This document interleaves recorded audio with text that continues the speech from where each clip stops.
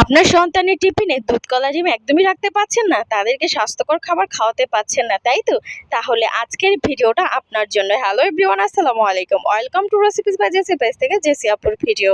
এই যে দেখছেন কলা, আমার বাচ্চার টিফিনে আমি প্রতিদিন স্বাস্থ্যকর খাবারগুলো যেভাবে রাখি সেটি আপনাদের সাথে শেয়ার করব। এখানে একটা কলাকে আমি ছোট ছোট পিস করে কেটে নিয়েছি, তারপরে একটা রুটি বানিয়ে নিয়েছি। রুটিটা মোটামুটি একটু মোটা করেই নিয়েছি। তারপরে এপিঠ ওপিঠ হালকা একটু ছেঁকে নেব, উপরে দিয়ে দিব একটা ডিম। ডিমটাকে রুটির উপরে ভালোভাবে ব্রাশ করে নেব। বাচ্চারা সকালবেলার ডিম একদমই খেতে চায় না, সেটা আমি যেভাবেই করি না কেন। তাই তো এই বুদ্ধিটা কাজে লাগিয়েছি। আলহামদুলিল্লাহ, আমার বাচ্চারা খুব মজা করে খেয়েছে। এই যে দেখুন, তারপরে কলা দিয়ে দিয়েছি উপরে। তারপরে চারপাশ থেকে একটু তেল দেওয়ার কারণ আমার এই কলা ডিম পিৎজাটা যাতে পুড়ে না যায়। তারপরে উপর থেকে আমি একটু মেয়োনিজ গ্রেট করে দিয়েছি। আপনারা চাইলে এখানে চিজ দিতে পারেন। তারপরে আমি দিয়ে দিয়েছি সস। বাচ্চারা কিন্তু খুব বেশি পছন্দ করে এই সস দিলে কিন্তু বাচ্চারা এই খাবারটা খুব মজা করে খায়।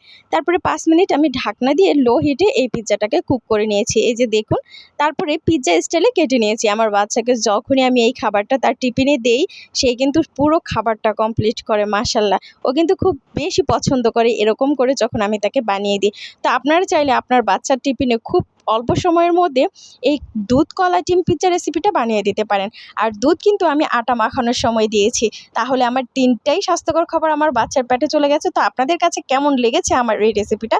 যদি ভালো লাগে তাহলে অবশ্যই শেয়ার করে পাশেই থাকবেন। Thanks for watching.